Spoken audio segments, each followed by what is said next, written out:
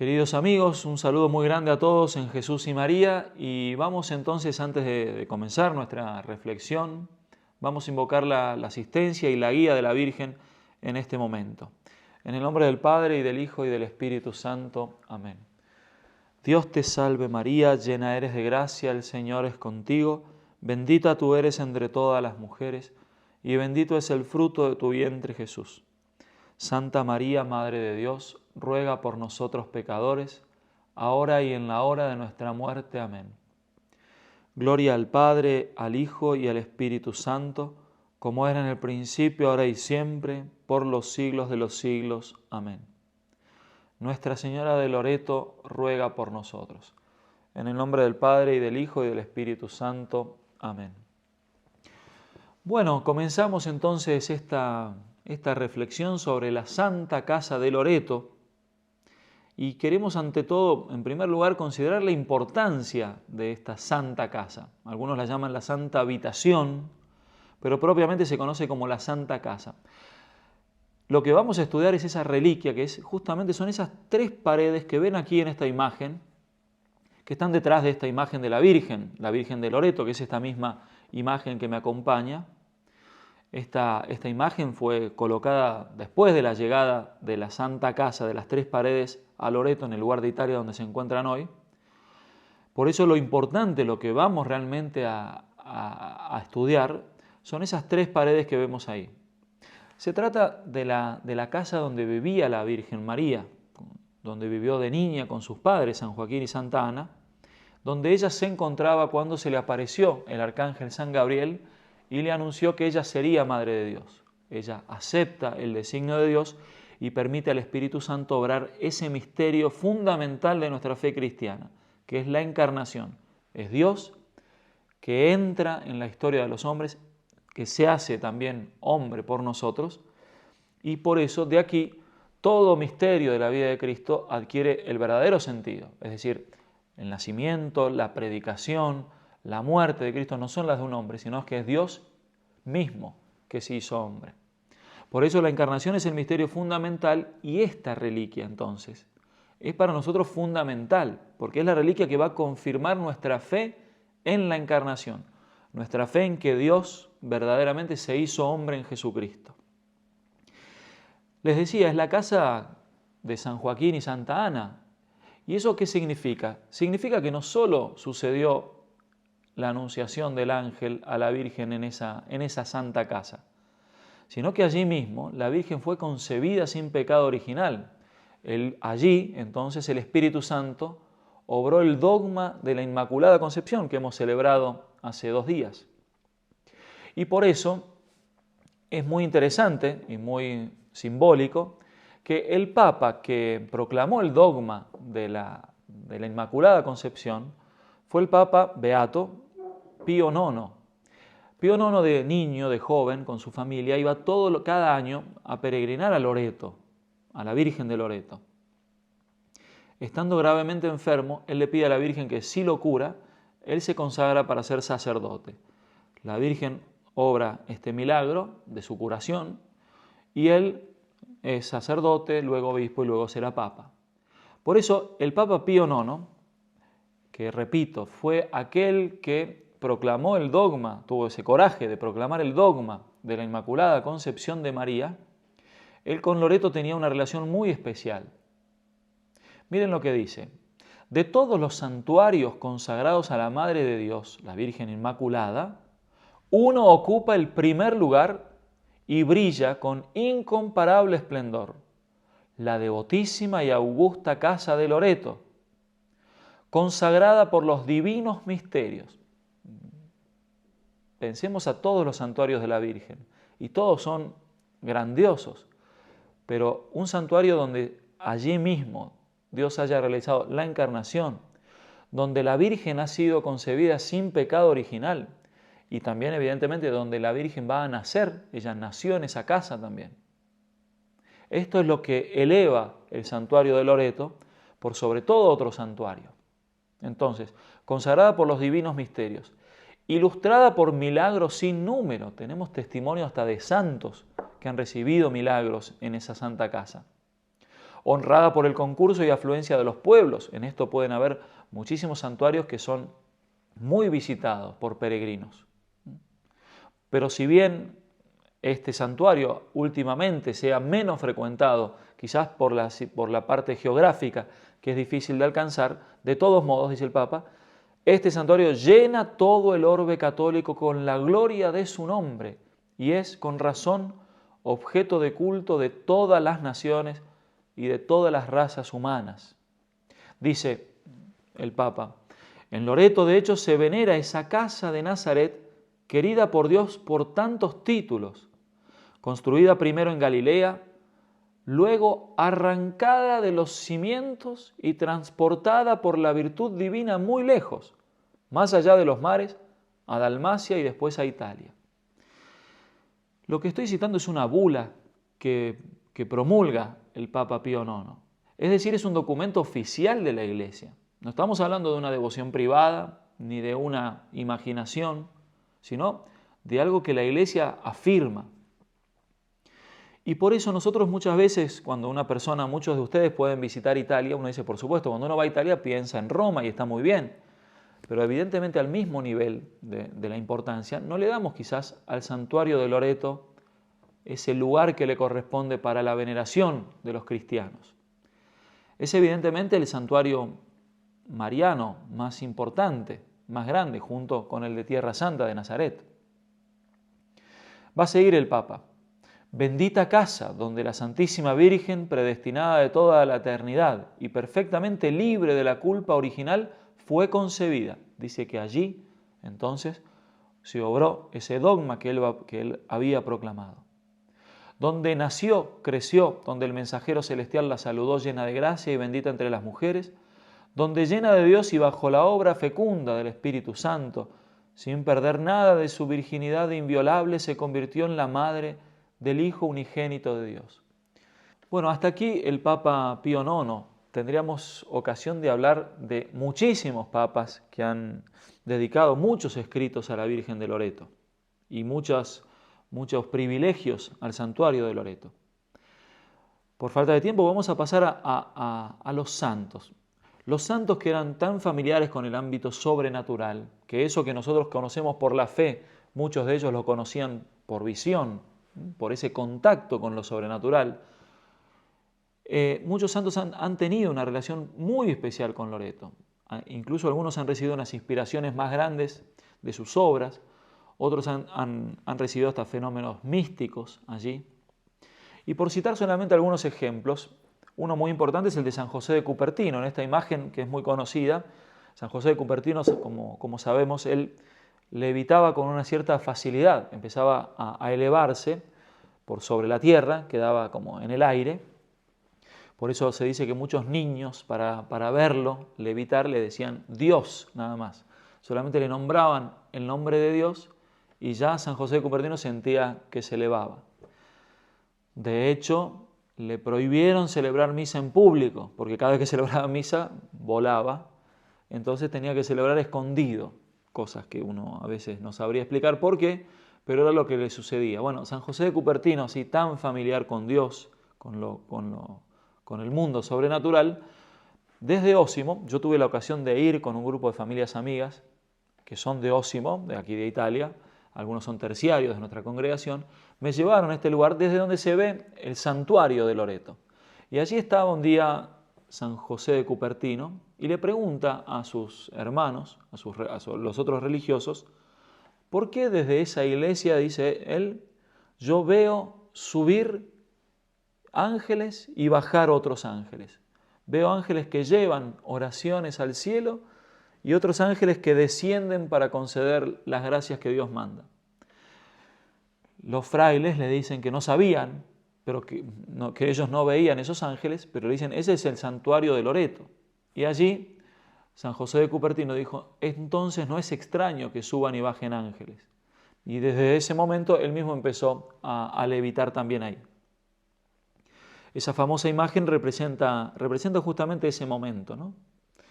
Y por eso lo que él veía no era una descripción poética, es lo que él veía es la realidad, esa realidad sobrenatural que nosotros no vemos, pero es real. Es decir, En Loreto sucede realmente eso, ¿no? Que hay ángeles que suben y bajan, suben llevando las oraciones y descienden para conceder las gracias que se les piden. El padre Pío de Pietrelcina tenía una relación muy especial con Loreto y con el mundo sobrenatural, como nosotros sabemos muy bien. Él le confesó a un amigo suyo, que él iba todos los días a rezar el rosario en bilocación, en presencia mística. Todos los días iba a Loreto a rezar el rosario. Hay una descripción muy impresionante cuando él explica, cuando escuchen ciertas cadenas que se mueven, hay unas cadenas para dividir al público de los frailes, y cuando escuchen que suenan un poquito esas cadenas, era él que entraba para comenzar el rosario. El padre Pío de Pietrelcina, él decía que la Virgen se había aparecido en muchos lugares, pero que en Loreto no se aparecía, sino que estaba habitualmente presente. Dice, mientras en otros lugares la Virgen apareció, en Loreto la Virgen se pasea como en su casa. Podríamos hablar mucho más de la relación del Padre Pío con Loreto, pero vamos a dejar aquí. Tenemos muchísimos casos, por ejemplo, San Francisco Javier, en Loreto, él ve que Dios le pide ser misionero en las Indias, que ya Dios lo preparaba para partir. Nuestro tan querido San Luis María Griñón de Montfort, muchos sostienen, y con razón, y sería lo más probable, que cuando él viajó a Loreto, él iba de pasada, iba a Roma, desde Francia para verlo al Papa, él se detuvo 15 días en Loreto y allí, en la Santa Casa, recibió la inspiración para escribir el Tratado de la Verdadera Devoción. Y podríamos citar muchos ejemplos más. Por San Pablo de la Cruz, por ejemplo, él no lograba iniciar su congregación por distintos problemas, distintas situaciones que como que lo tenían bloqueado. Y él, en vez de seguir trabajando, dijo, en vez de seguir adelante con esto, voy simplemente a pedirle a la Virgen en Loreto que haga comenzar ella nuestra congregación. Y fue así, fue a Loreto, y cuando volvió, allí pudo comenzar la congregación de los pasionistas. Entonces, podríamos recordar a Santa Teresita y su emoción cuando la visitó. Pero podríamos seguir dando muchísimos ejemplos, pero nos vamos a detener. Pero hay muchísimos santos más que han tenido una relación muy estrecha con Loreto. Santa Verónica Giuliani, San Ignacio de Loyola. Particularmente estuvo muy unido a Loreto Juan Pablo II, San Juan Pablo II. Él, a pesar de que muchísimos papas escribieron mucho más que él sobre Loreto, que muchísimos papas concedieron beneficios a Loreto, incluso hasta la misma ciudad, que algunos, como les puse el ejemplo del Papa Pío IX, estaban tan ligados por su peregrinación anual, ¿no? De todos modos, se dice que Juan Pablo II fue el papa más lauretano de la historia, por esa unión que él tenía. Él le escribió, dedicó algunas cartas a los obispos de Loreto, y en esas cartas tiene una unión, una visión tan mística de la Santa Casa de Loreto, que es por eso que probablemente se lo considere el papa más lauretano. Y él reconocía entonces que Loreto había sido por muchos siglos el primer santuario mariano de la cristiandad. Bueno, hasta aquí la importancia. Estamos hablando realmente de una reliquia muy asombrosa, muy maravillosa. Uno podría estudiar la Santa Casa de Loreto como estudia, por ejemplo, la Sábana Santa, donde uno siempre va a encontrar más aspectos, ¿no?, que suscitan esa maravilla por no encontrarse en las leyes normales de la naturaleza. ¿Qué es lo que sucedió con la Santa Casa? Vamos a entrar en el tema y para explicar, en este gráfico ustedes verán, esa es la casa como estaba en Nazaret. En Nazaret la gente construía sus casas excavando en una roca, haciendo una cueva adentro de una roca, ¿sí? Y una vez excavada la casa por adentro, se construía afuera una pequeña habitación, se construía con piedras, ¿sí? Es esa habitación que ven aquí en amarillo. Esas tres paredes que ven en amarillo, las que se construyeron, y junto a esa parte blanca que ven ahí ven la roca excavada, todo eso constituía la casa de la Virgen. Lo que sucedió fue que esas tres paredes, solamente esas tres paredes, fueron como arrancadas de los cimientos y aparecieron en otro lugar. Primero van a aparecer en Tersat, que es Croacia. De allí va a pasar a la localidad de Posatora de Ancona. De Posatora de Ancona a una selva, la selva de la señora Loreta, de ahí adquiere el nombre. Desde allí va a pasar a la colina donde se encuentra actualmente, aunque tuvo una última traslación. Entonces nosotros queremos estudiar esas tres paredes que ven allí en amarillo, que son las que aparecen en esta imagen. Como pueden evidentemente ver, después fue decorada con lámparas votivas, hasta con afrescos, y fue colocada en esta basílica, ¿sí?, que se encuentra hoy en la zona de Le Marche, en Italia. Aquí en este mapa podemos ver, entonces, a partir de aquí, desde Nazaret, viajó hasta Tersat, en Croacia. De Croacia pasó a esta parte de Italia, esa parte levantada, Posatora de Ancona. De aquí bajó, descendió a una selva. Se dice que algunos años antes,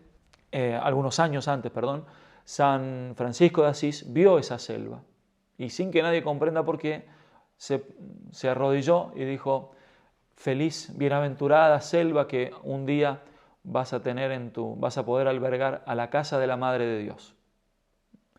Y fue allí mismo donde estuvo la Santa Casa. Después, entonces, se siguió corriendo de lugares. Vamos a analizar, pero se trata entonces de 5 traslaciones, ¿sí? De Nazaret a Croacia, de Croacia a Posatora de Ancona, de Posatora de Ancona a esta selva, a este bosque, llamémoslo así, de este bosque a la colina de Loreto, y al interno de esa colina, de la casa llamada Casa de los Hermanos, pasó a una calle pública y se puso en el medio de esa calle, que es donde se encuentra actualmente. La discusión actual, entonces, ¿cuál es la discusión? Lo primero que hay que tener presente es que la discusión se produce en el seno de la Iglesia.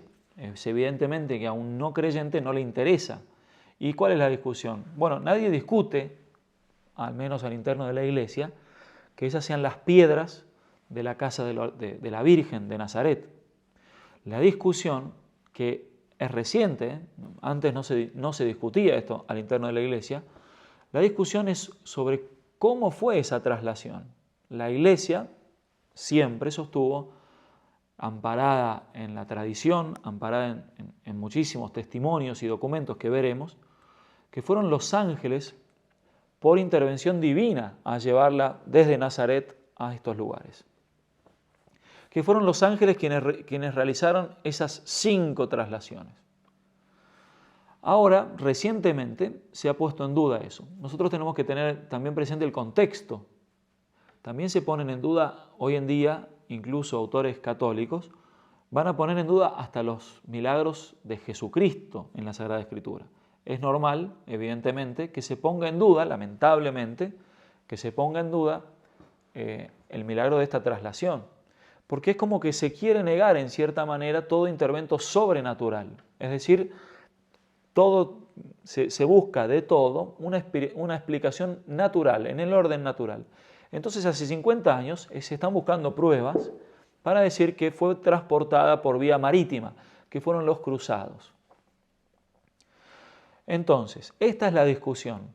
¿Cómo llegó la Santa Casa de Nazaret a Loreto? ¿Cuáles van a ser los medios para dar una respuesta a esta discusión? Primero, estudios históricos. Hay que estudiar los documentos históricos y en base a lo que diga la historia se podrá concluir a nivel histórico lo que sucedió. Estudios arqueológicos, que van a ser los más determinantes, como vamos a ver. Testimonios de la época, esto entraría en los estudios históricos. Y las razones, razonar sobre lo que estamos hablando. Bien, si la ideología no invade ninguno de estos campos, la respuesta será precisa.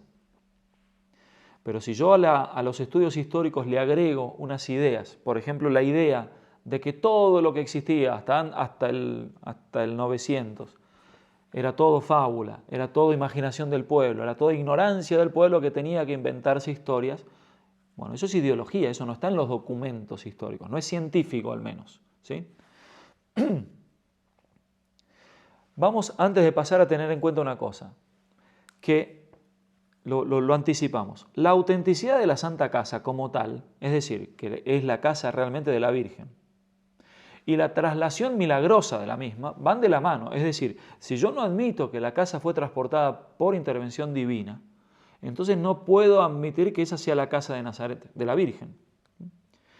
Para que sea la casa de la Virgen, sobre todo lo veremos en los aspectos arqueológicos, necesariamente tiene que haber sido transportada por intervención divina y no por los cruzados, como se pretende decir hoy. Bueno, y antes de pasar, ¿a qué sirve esta discusión? ¿Qué nos cambia? Porque dirían muchos, ¿qué nos cambia a nosotros decir que esta casa fue volando? Que los ángeles se dedican a llevar casas de un lado para el otro. Y tienen una función muy especial, que es la función justamente milagrosa por la cual Dios confirma lo que nos pide creer.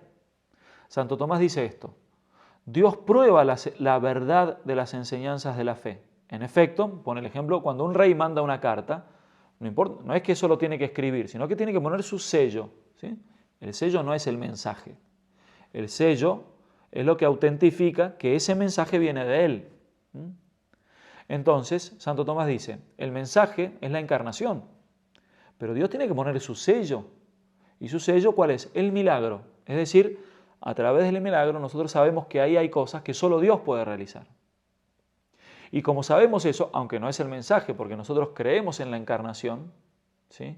El mensaje es que Dios se hizo hombre, pero tiene ese sello que Dios quiere darle para llevarnos a creer en el mensaje, en la encarnación. Alguno podrá decir, yo no necesito saber que la casa de Loreto estuvo volando para creer en la encarnación. Bueno, es bien, pero por lo general Dios es un buen pedagogo y cuando quiere enseñarnos algo de fe, nos da a conocer que viene de Él. Así como la pasión nos dejó también su sello en la sábana santa, yo podría creer en la pasión sí en la sábana santa, pero la sábana santa me hace creer, me hace adherir mejor a esa verdad de fe. De la misma manera, nosotros, afirmando el milagro de la traslación milagrosa, somos confirmados en ese acto de fe en la encarnación, en que Dios se hizo hombre. Vamos a seguir a algunas personas de autoridad. Yo no soy ni arqueólogo ni historiador, pero sigo a por ejemplo, entre otros, fundamentalmente a este autor, el doctor Giorgio Nicolini. Es un hombre que lo hemos conocido, incluso uno puede encontrarlo hoy en día, también allí en Loreto.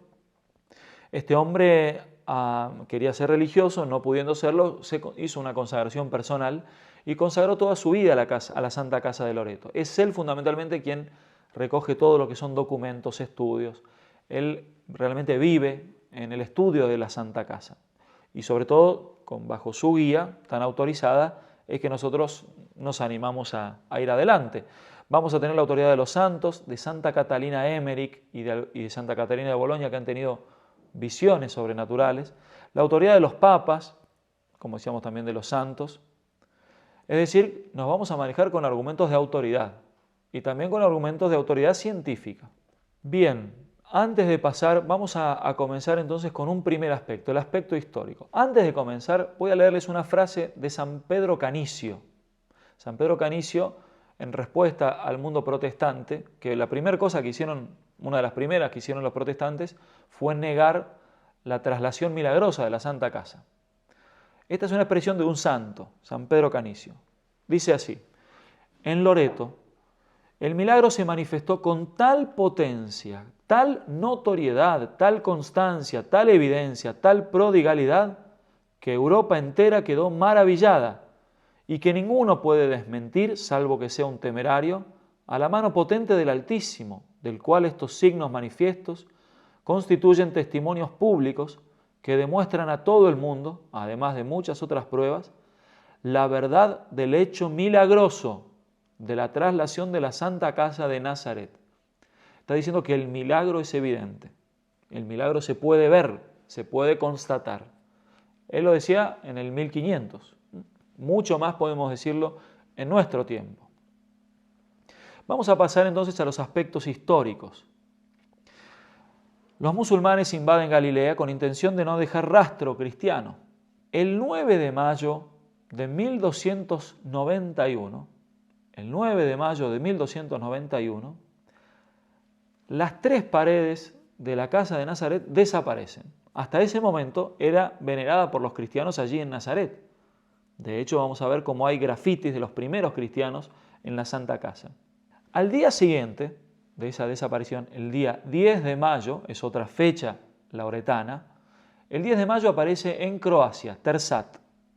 Vamos a considerar entonces la primera traslación, desde Nazaret a Tersat.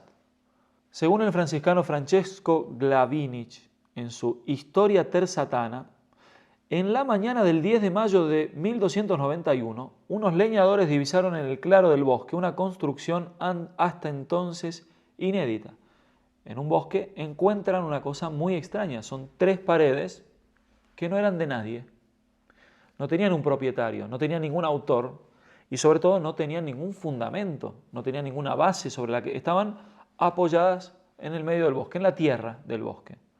Todos se dan cuenta de que hay algo de particular en esto, entonces comienza a reunirse muchísima gente del lugar. Se encontraba el párroco, don Alessandro Georgievich, que el párroco estaba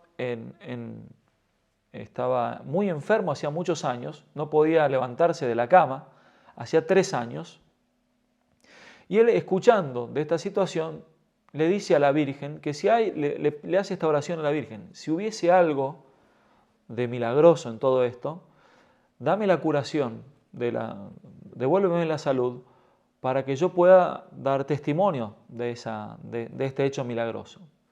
Se dice que la Virgen se le apareció, lo escribe este franciscano, este historiador franciscano, y dice que la Virgen se le apareció a este sacerdote diciendo: sabed que en esta casa nací, allí crecí en mi primera infancia, aquí en la anunciación del arcángel Gabriel concebí al divino Hijo por el Espíritu Santo, aquí el Verbo se hizo carne.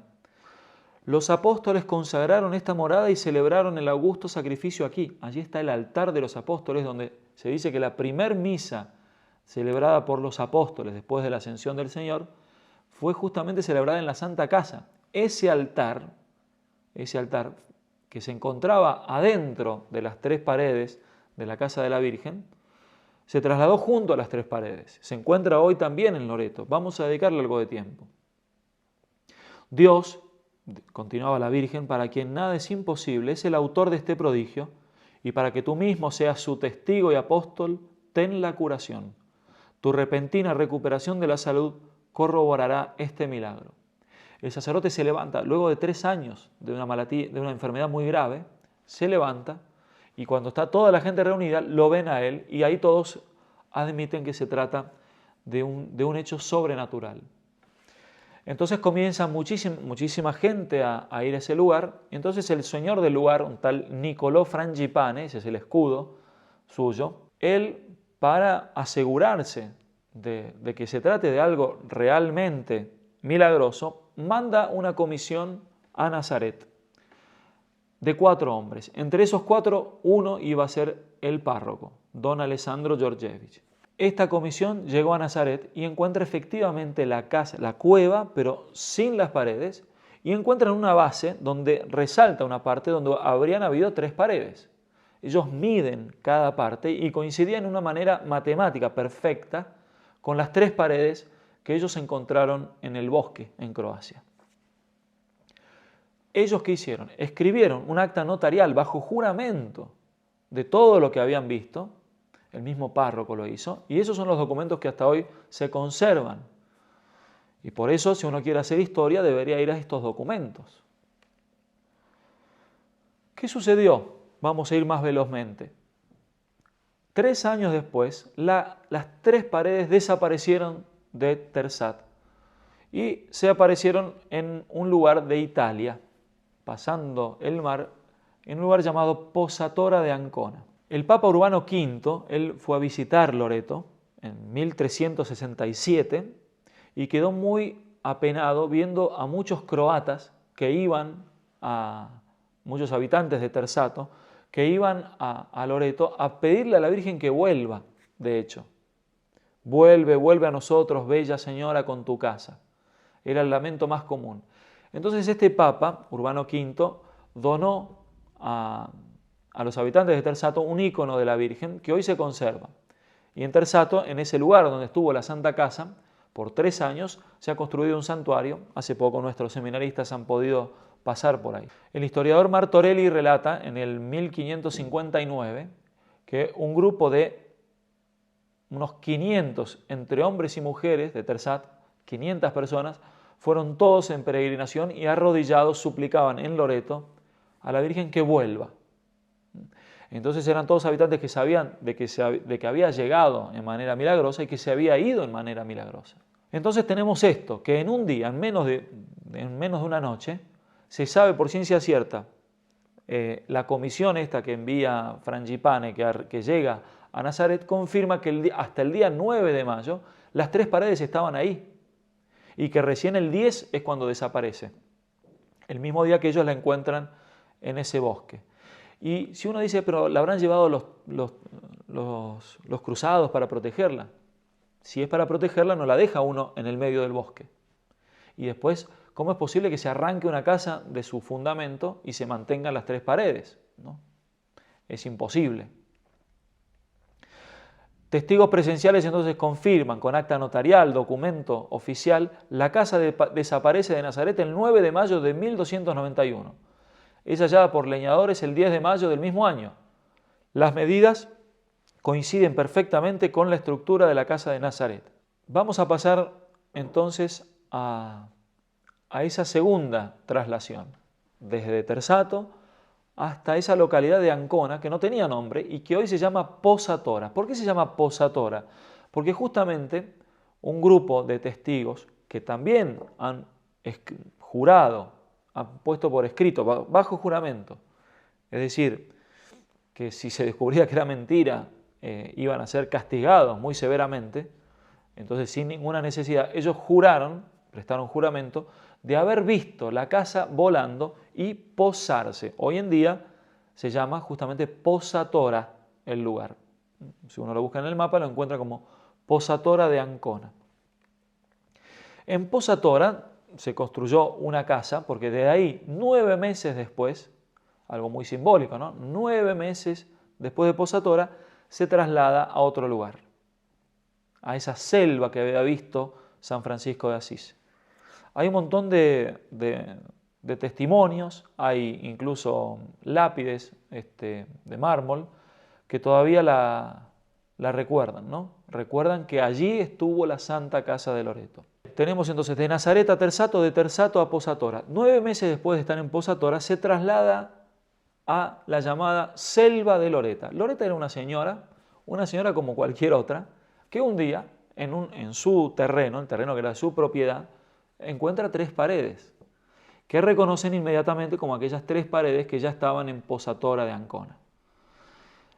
De ahí viene el nombre, porque imagínense, si alguien quería cuidarlas, y se las daban a un obispo, no a una señora cualquiera. De hecho, la señora se llamaba Loreta, y la gente acudía entonces a rezar y decían, vamos a la casa de Loreta.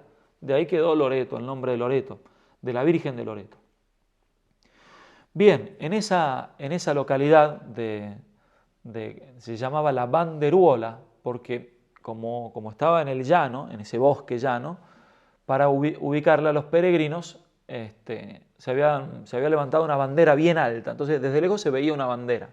Este terreno de la señora Loreta, de la selva de Loreta llamada hoy, San Nicolás de Tolentino convoca al pueblo, porque él dice, en visión, él vio, dije, vayan todos a la casa de Loreta porque vi que allí llegó la casa de la Madre de Dios, donde fue concebido el Hijo de Dios. Por testimonio entonces de San Nicolás de Tolentino, el pueblo acude y encuentra ahí las 3 paredes, también sin fundamento, apoyadas en la tierra. Entonces ahí, bueno, ya los mismos papas comenzaron a interesarse y las peregrinaciones empezaron a ir en aumento. Sucedía, lamentablemente, como sucede hasta hoy en día, que siendo lugar de peregrinaje, muchas personas no creyentes, se dedicaban a robar a los peregrinos. Entonces sucedía de todo, muchísimos males, en el sentido de robos, hasta de homicidios. Entonces ya la peregrinación comenzó a disminuir y la casa fue nuevamente trasladada hacia la que se llama hoy la Casa de los Hermanos. En la colina, es una colina que se puede ver desde la Banderuola, desde la selva de Loreta, se puede ver una colina. Y la casa de Loreto fue hasta esa colina. Eran los hermanos Simone y Stefano Rinaldi, los cuales cuando era propiedad de ellos la casa, donde el terreno donde la Santa Casa viene a posarse nuevamente, era terreno de ellos. Y como era terreno de ellos, así como sucedió a la señora Loreta, la casa les pertenecía. Entonces, estos dos hermanos, muy felices de que la Virgen les haya concedido esa gracia de ir ella con su casa a un terreno que les pertenecía, ellos comenzaron a adornarla, comenzaron a promover el culto y, como sucede también lamentablemente, comenzaron a corromperse por las entradas económicas que había. Y se enfrentaban muy violentamente entre los dos hermanos, queriendo apoderarse del dinero que dejaban los peregrinos. Habían discusiones públicas, hasta peleas públicas entre estos dos hermanos. Entonces la gente del lugar le escribe al Papa de la época pidiéndoles que declare ese lugar terreno vaticano. Era el Papa Bonifacio VIII. La gente escribe esta carta, el pueblo escribe esta carta pidiéndole eso para que el culto sea libre.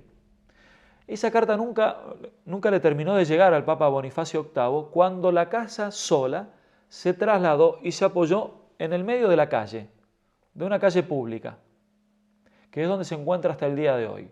Era la parte de la calle que era justamente terreno neutral, no era propiedad de nadie.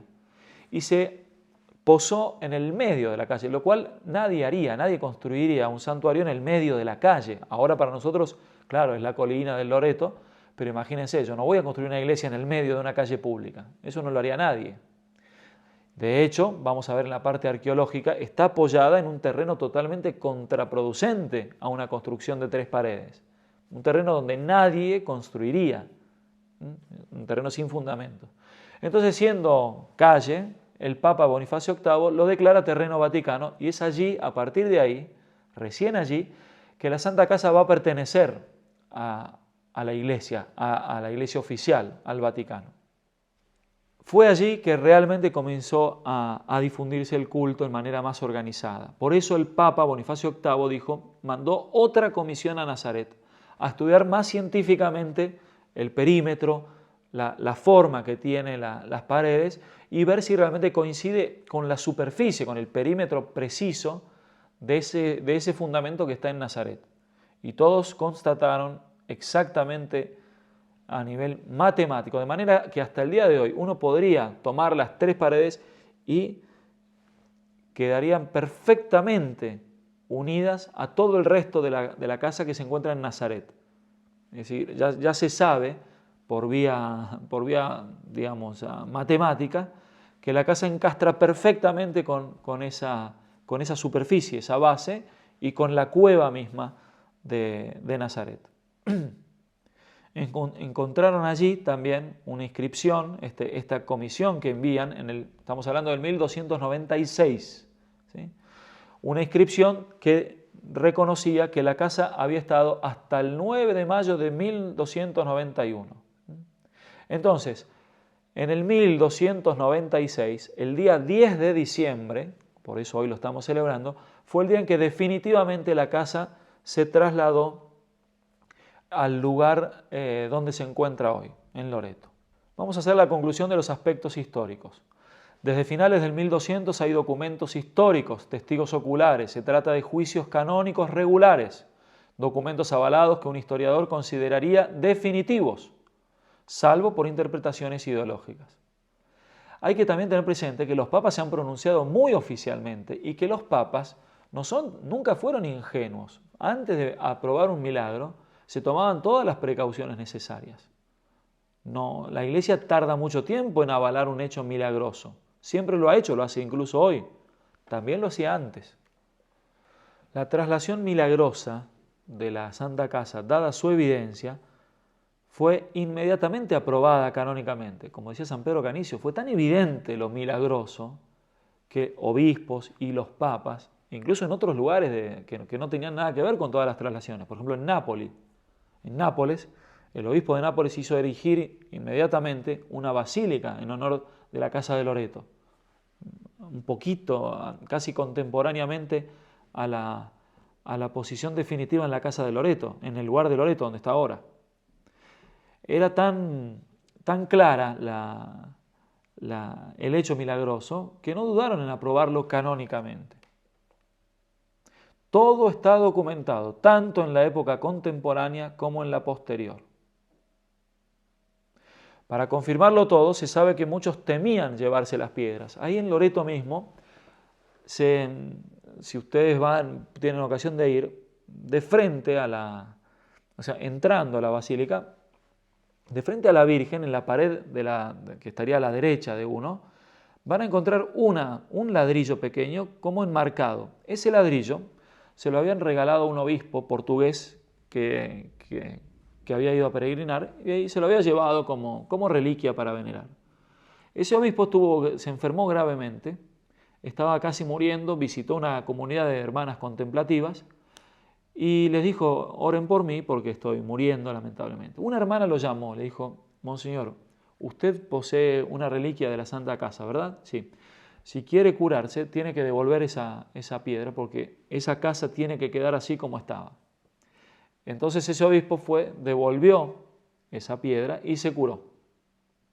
Y así se habla de muchísimas otras cosas. Por ejemplo, la misma Casa de Loreto, vamos a ver, tenía una puerta, pero como era muy estrecho para los peregrinos, el Papa manda que se abran 2 puertas. Nadie, después de ese hecho y otros más, nadie tenía la valentía de comenzar a romper la casa para hacer 2 puertas. Hasta que un hombre, un ateo, dijo, yo no creo en nada, yo lo puedo hacer sin ningún problema, y fue y al primer golpe cayó desvanecido. Eso es lo que se cuenta a nivel histórico. El Papa, en cambio, insistió en que se abran 2 puertas porque la gente seguía sofocándose. Y entonces el Papa dijo que abra esas puertas una persona de fe y que esa persona de fe sepa que va en nombre mío. Un sacerdote joven aceptó, hizo 3 días de ayuno y hizo una pequeña oración en público diciéndole a la Virgen de Loreto que lo proteja, que él abría esa puerta por encargo del Papa y así fue. Él pudo abrir esas puertas y con esas piedras se llenó la puerta original, ¿no? Entonces hoy la puerta original ya está cerrada y se han abierto 2 puertas, pero todo para mostrar cómo ante el hecho milagroso de la traslación se tenía mucha veneración por la casa.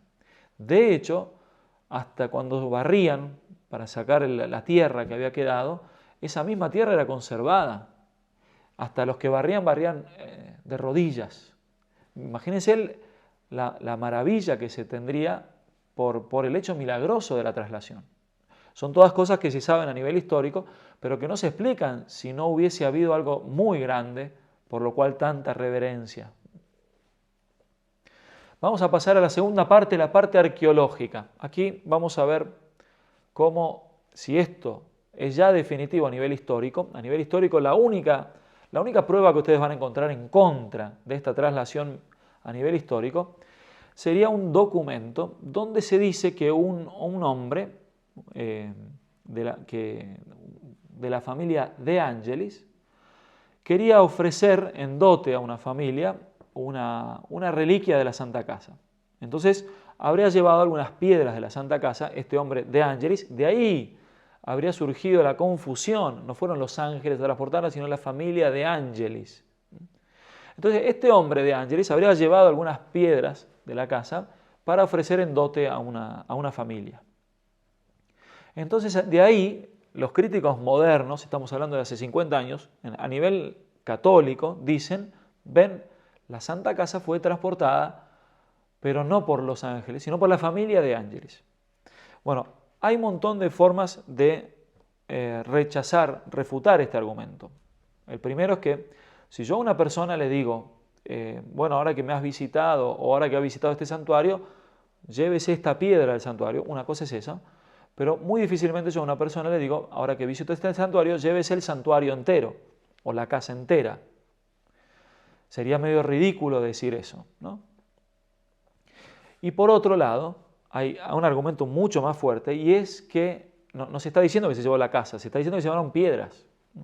Y por otro lado, es que se descubrió también por un hombre de Turín, el profesor Nicolotti, otro, no Nicolini, que es el que seguimos, sino Nicolotti. Él demostró cómo ese documento es un falso histórico. Es decir, era un hombre que quería hacerse pasar por la familia de Ángelis, el que escribió ese documento, y es un documento falso, en realidad.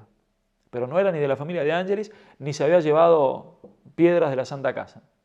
Quería pasar por noble, perteneciendo a esta familia, y por eso había hecho ese documento. Por lo tanto, este es el único argumento que van a encontrar. Ningún otro argumento es conclusivo a nivel histórico. A nivel arqueológico, mucho menos. A nivel arqueológico vamos a encontrar cosas mucho más claras. Vamos a escuchar algunos videos. Miren esa última imagen. Imagínense lo que hace de superficie, lo que hace de base. De hecho, si miran en la parte derecha, las tres paredes están apoyadas en el aire, no tiene apoyo. Hay un árbol que crece debajo de una de estas tres paredes. Imagínense, ¿quién de nosotros construiría una casa teniendo como fundamento un árbol que está creciendo, o dejaría una parte de la pared en el aire sin fundamento? ¿Quién construiría una casa en el medio de una calle? Entonces, no se explica ni siquiera cómo está en pie esta casa todavía, hasta el día de hoy. ¿Qué sucedió? Vamos a seguir viendo el video de pez. Es la forma que conserva, y esa forma solamente se construía en Nazaret, en Galilea, en esa zona. Incluso hay grafitis, ¿no?, que tienen una continuidad uno con otro a través de las piedras. Entonces, lo que es seguro es que no se ha reconstruido la Santa Casa. La Santa Casa se ha mantenido en esas tres paredes. Por eso, si no fue traída ¿cómo se van a arrancar tres paredes de su base sin destruir, sin hacerlas caer? Solamente por intervención divina. ¿Cómo va a ser una persona en la época para arrancar, como si fuese desde arriba, tres paredes de su superficie? Y eso es lo que se puede ver hoy. Vieron ahí que se construyó una base para sostener las tres paredes. Bien, después de que se construyó esa base, la base es como si se hubiese caído. De hecho, se hacía pasar en la época un niño con una vela, un niño pequeño podría entrar y caminar y ver que no está sostenida, ni siquiera hasta el día de hoy. Incluso hay un vidrio en la Santa Casa donde uno puede ver que no está apoyada sobre nada la casa. Esa base que construye el pueblo de Loreto no ha tenido ningún tipo de uso. Entonces, nadie puede construir una casa en contra de todas las normas de construcción y de las propias leyes de la física. Entonces no se puede decir que se haya reconstruido. De hecho, es bien sabido que la Santa Casa no tiene cimientos, está literalmente posada sobre el suelo, está apoyada sobre el suelo. La perfecta construcción de los muros en capas horizontales unidas por mortero de la más alta calidad, fabricado en Palestina, lo que exige que los tres muros estaban unidos como antes, requeriría una cimentación para asegurar su sólido apoyo. Por el contrario, no solo faltan los cimientos, sino también la preparación del terreno que hay debajo, que en cambio aparece como suelto y polvoriento. Al menos uno podría haber preparado la tierra para recibir las paredes. Y si, como les digo, debajo de uno de las piedras de la Santa Casa hay un árbol, un arbusto que no crece porque está aplastado. Se ve todo como aplastado ahí. Nadie construiría arriba de un árbol que está creciendo una pared, ¿no? Vamos a mostrar algunas imágenes sobre el altar de los apóstoles. Hay un estudio muy bien hecho sobre los grafitis. Entonces, los estudios arqueológicos. Los muros, vamos a concluir. Los muros descansan sobre la capa superficial del suelo y en parte sobre un lecho de camino. En algunas partes incluso la Santa Casa no toca el suelo. Los arquitectos que trabajaron en Loreto dicen que de todos, este es el milagro más impresionante. Las dimensiones de la Santa Casa coinciden perfectamente con las de los cimientos dejados en Nazaret. el análisis químico de las piedras ha demostrado que los muros están formados con piedras procedentes de Palestina, cementadas con una mezcla de cal combinada con ceniza, paja y betún, según la antigua costumbre judía.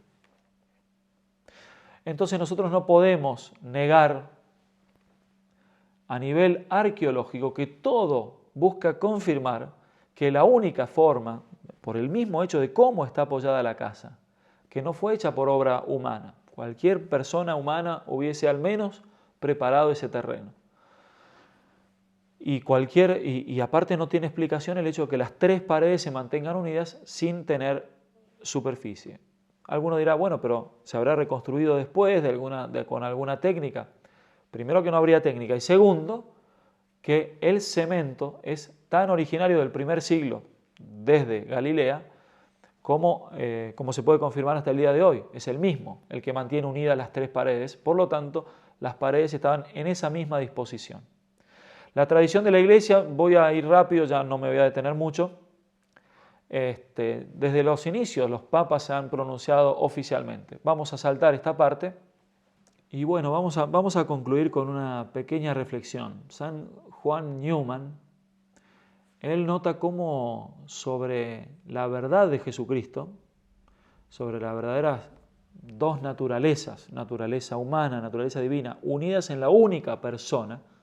Jesús no eran dos personas, sino que era una sola persona, la segunda persona de la Santísima Trinidad, que tenía dos naturalezas perfectas, humana y divina.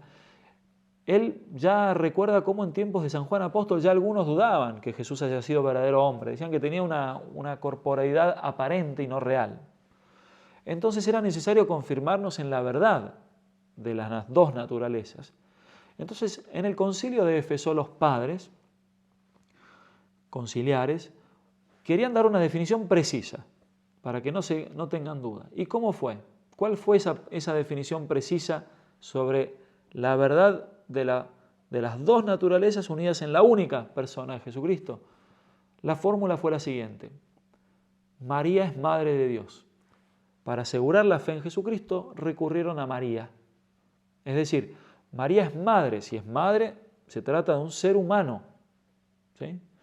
A nosotros nuestras madres no han generado nuestra alma es infundida directamente por Dios. Y sin embargo, ninguno duda de que nuestras madres sean verdaderamente madres nuestras. La Virgen generó, por supuesto, el cuerpo de Cristo, no la divinidad de Cristo, por supuesto, pero no por eso deja de ser madre. Entonces, si es madre, hay un hombre, pero es madre de Dios, entonces hay dos naturalezas. Y así, a través de María, aseguramos entonces el verdadero conocimiento de Jesucristo. La Virgen confirma nuestra fe en Jesucristo, confirma nuestra fe en la encarnación. Porque si Jesucristo no nacía de una madre, podríamos haber pensado que él venía de algún planeta o que realmente tenía un cuerpo aparente, que no era verdadero hombre. Sin embargo, era verdadero hombre. Bien, si no encontramos un lugar de este momento en que en María es concebido el Hijo de Dios, difícilmente creeríamos en la encarnación como el momento en el cual Dios entra en la historia. Para confirmar nuestra fe necesitamos saber que eso se dio en un lugar concreto. Y Dios, para confirmarnos ese lugar concreto, le dio a este lugar privilegios. Y si bien Él permitió si bien Jesucristo mismo permitió que algunos lugares santos fuesen apoderados por los musulmanes o fuesen destruidos, sobre la casa de su madre no quiso que sea tocada. La casa de su madre fue defendida por Él mismo y fue preservada de esta manera sobrenatural para que nosotros creamos en que Dios se hizo verdaderamente hombre para salvarnos del pecado y para hacernos herederos de la vida eterna. Que la Virgen nos conceda a todos esta gracia.